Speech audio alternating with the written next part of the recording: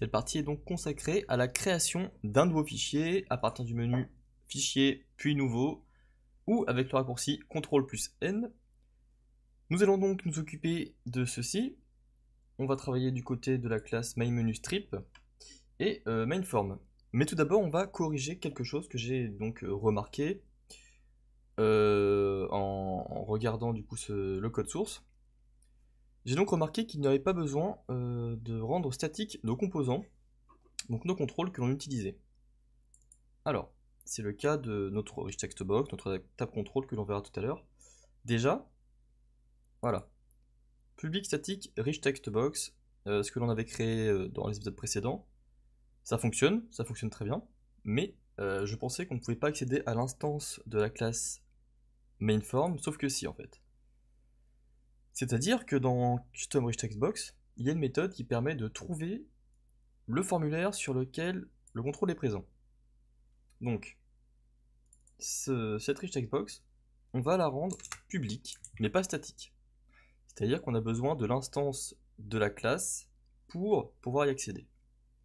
Et en plus, on va faire un CTRL R pour la renommer.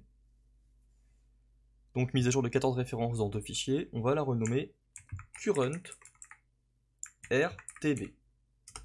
Alors, current pour courant, RTB pour Rich Text Box. Donc, cet objet va nous servir à savoir sur quel Rich Text Box est actif. Donc là, si je lance mon programme, on devrait avoir quelques soucis. Voilà, vous voyez. Donc là, vous avez des erreurs, c'est normal. Donc nous, on va cliquer sur les erreurs pour voir. Alors ça se passe, tout se passe dans le menu, donc c'est tranquille. Hop, voilà. Donc, forcément, ce n'est plus un objet statique, donc on ne peut plus y accéder depuis la classe en elle-même. Il nous faut une instance de cette classe. Ce que l'on va faire, c'est, hop, juste ici, utiliser un objet qui va faire référence à notre instance de MainForm, que l'on va appeler form. Et en fait, il existe un événement en C#. Donc, on va l'utiliser dans le constructeur. Alors, juste après mes petites méthodes du menu, un événement qui s'appelle UndleCreated. On va le créer, plus égal S, mon sender, mon event, donc son fléché. Voilà. En fait, cet événement est appelé dès lors que l'on crée notre contrôle et qu'il est placé sur le formulaire. On va voir ça juste après. Cet objet form, du coup, on va pouvoir le remplacer. On va utiliser ceci à la place de MainForm. Voilà, hop, on utilise ceci.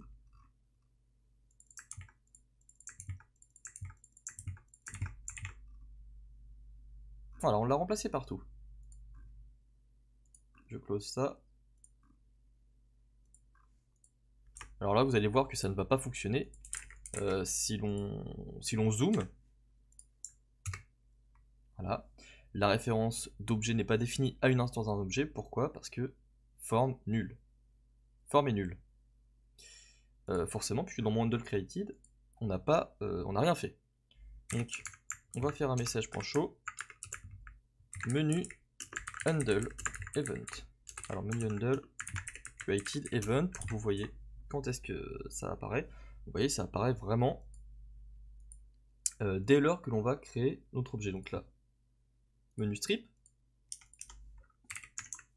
Donc là, on va être avant instantiation.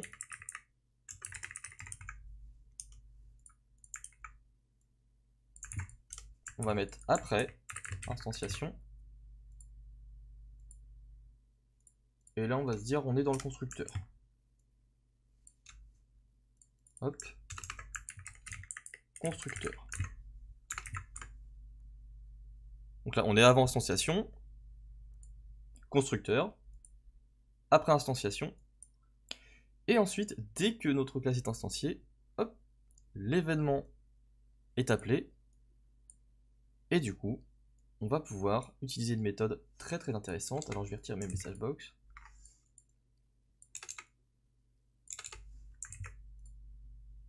on va pouvoir utiliser la méthode findForm. Récupère le formulaire sur lequel se trouve le contrôle. On peut faire un findForm.text.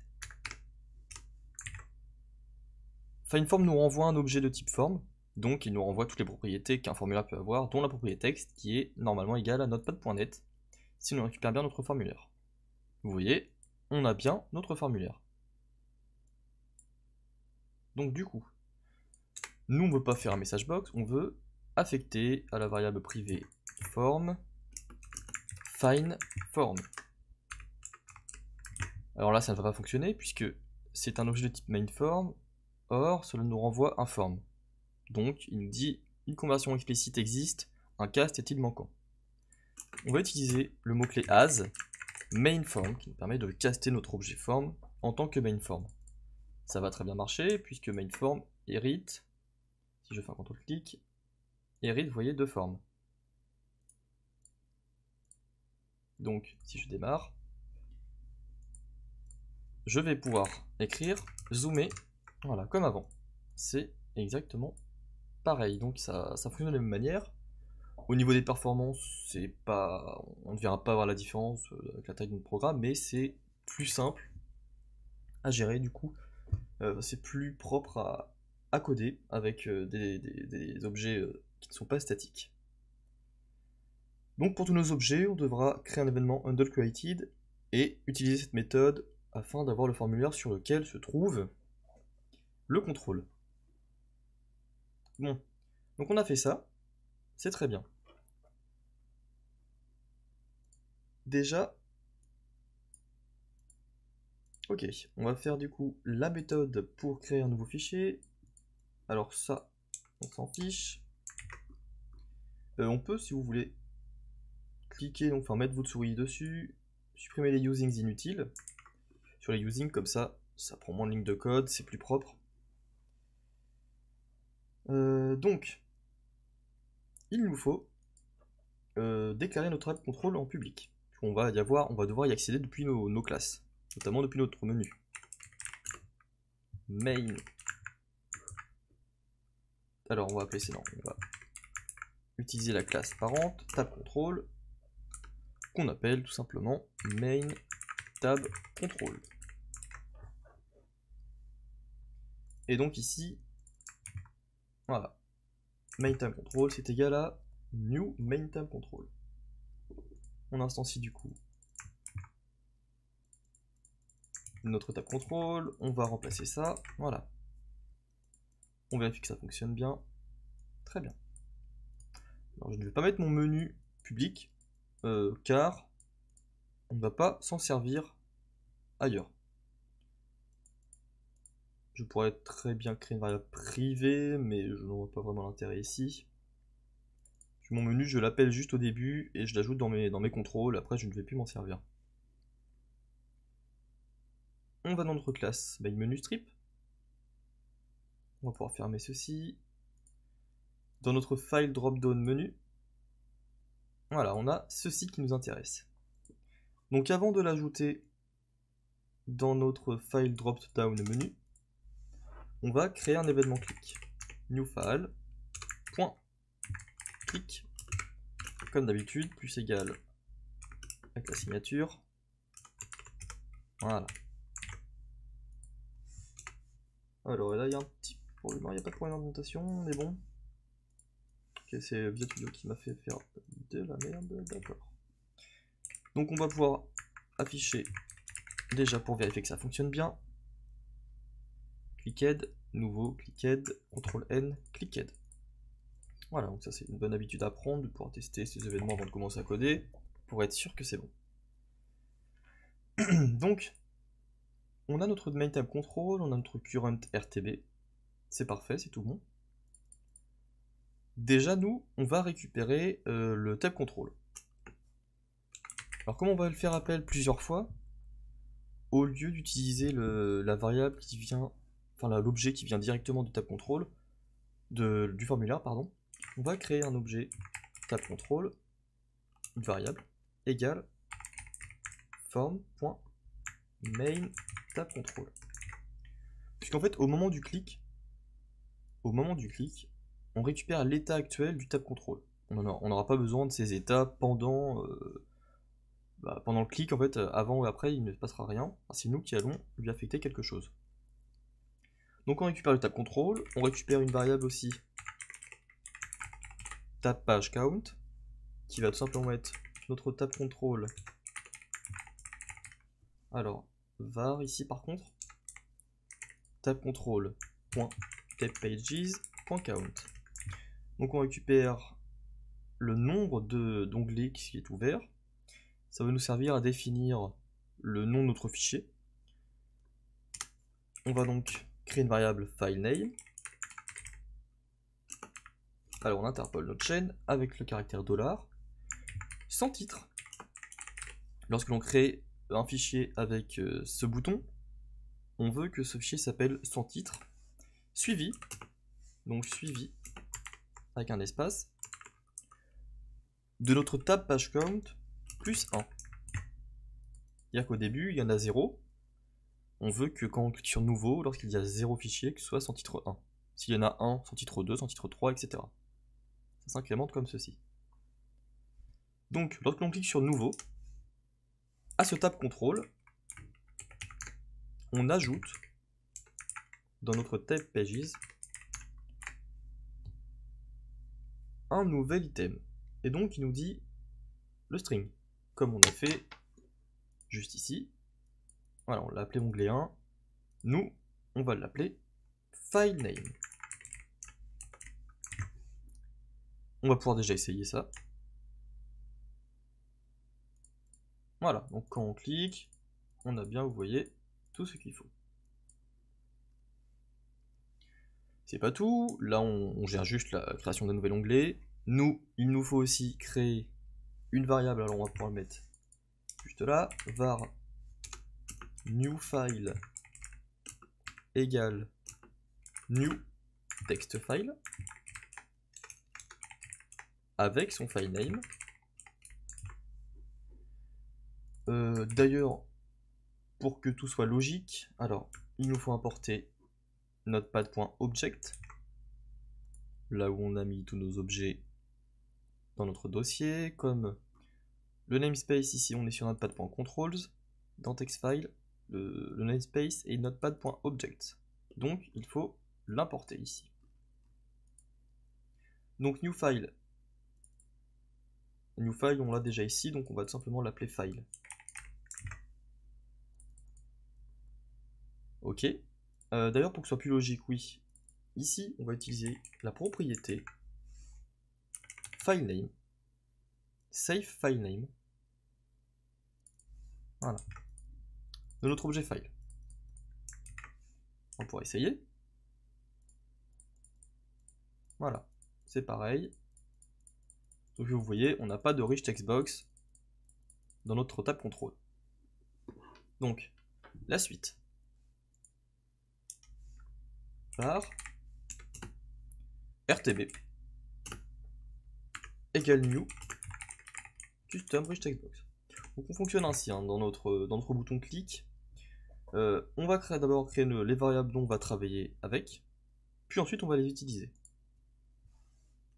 Donc RTB, ça va être la nouvelle rich text box qui va être ajoutée à notre nouvel onglet. Donc dans notre tab control,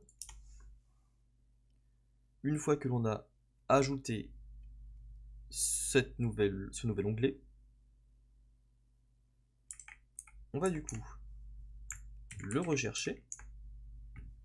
Donc il nous faut le tab page count.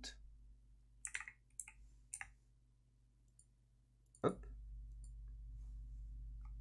Point controls. Point add. Et on y ajoute notre rich text box. On peut regarder. Voilà. On a bien nos rich text box qui sont partout dans nos onglets. Alors ce qu'on va faire, c'est qu'on va supprimer cet onglet. Voilà. Current RTB aussi. qu'au départ on n'a rien. Nouveau, voilà. CTRL N, ça fonctionne à merveille. Donc en fait ici, hop, un index, c'est de 0, ça commence à 0. Donc ici on récupère le tab page count.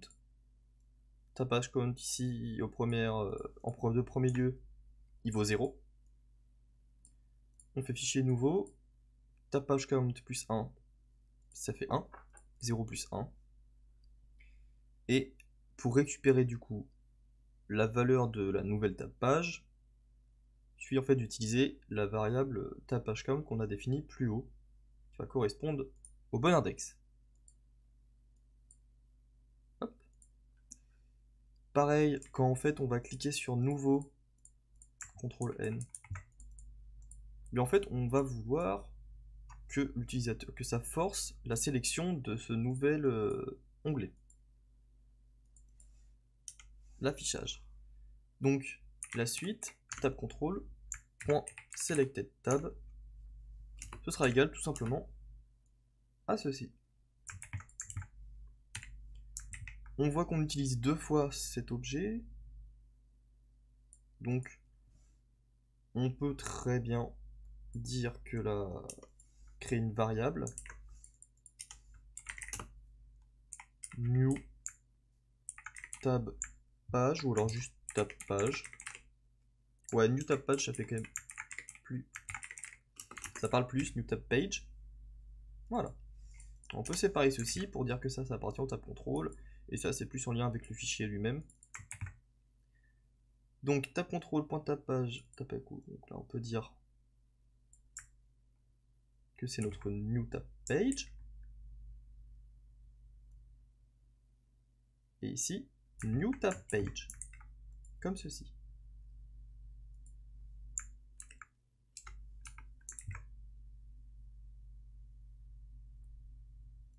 Alors, est-ce que ça va fonctionner comme ceci? On va voir. Non, ouais, c'est normal. Puisqu'ici, il n'existe pas encore. Il n'existe pas encore puisqu'on l'ajoute seulement ici. Donc, ce que l'on va faire, c'est cette variable-là, on va la déclarer juste après ça. On va faire ça comme ceci. CTRL N, et là c'est bon. C'est parfait. D'ailleurs la sélection, oui, j'ai pas vu. Quand on fait CTRL N, vous voyez, on arrive directement, si on est sur son titre 2, qu'on fait nouveau, hop, la selected tab devient son titre 8. Par contre, ok, ça focus quand même, vu qu'il y a un seul contrôle dans notre tab contrôle. Vous voyez, quand on fait CTRL N, ça me met directement mon curseur sur la rich textbox, la nouvelle. On n'oublie pas de définir dans notre variable currentRTB pour finir. Donc on appelle form.currentRTB est égal à RTB. Pour l'instant on ne travaille pas encore avec cette variable. Elle nous servira à enregistrer le texte des fichiers backup notamment. Et du coup, on a nos fichiers ici. On a notre session qui contient une liste de fichiers. On n'oublie pas que lorsque l'on crée un fichier, on l'ajoute aussi à la session. Donc une fois que tout est fait, qu'on a fait tout le côté entre guillemets design, interface utilisateur, c'est-à-dire que lorsqu'on a créé notre onglet, ajouté la rich textbox, on va s'occuper du côté technique. Donc il nous faut créer une session publique, un objet session, qu'on va appeler session. Et pareil, il nous faut utiliser notepad.object. On va du coup instancier une session. Voilà. Donc le constructeur de session, CTRL-clic, ils instancient tout simplement une nouvelle liste de fichiers. Donc au départ, il n'y a rien dedans. Nous, ce que l'on fait, c'est que voilà, on va chercher notre session, on va chercher les fichiers, et on ajoute notre fichier. Voilà. De même, pour préparer la suite, on va créer une variable publique textFile que l'on appelle currentFile. Et donc, firm.currentFile, j'ai pas fini ma variable, est égal à file, mon nouveau file. Voilà, très bien. Alors, ce que l'on peut faire maintenant, c'est mettre un point d'arrêt ici. Il faut que je relance le programme. Hop. Où suis-je? Oui, d'accord. Parce que je suis sur l'événement. Plutôt sur l'ajout. Voilà, hop. Sur F11 une fois. Voilà. Donc là, j'ai ajouté 2 fichiers. Ah mince, ça a fait... d'accord. Ok, ok, là c'est mieux. Donc, si je regarde ma session ici, je copie ça. Voilà, forme.session, .textfile, pardon. Je vais supprimer ça. On va espionner ça. On a bien notre fichier qui a été ajouté. Voilà, qui a un file name égal à save file name, c'est parce que c'est un nouveau fichier, donc il n'a pas de chemin d'accès défini encore.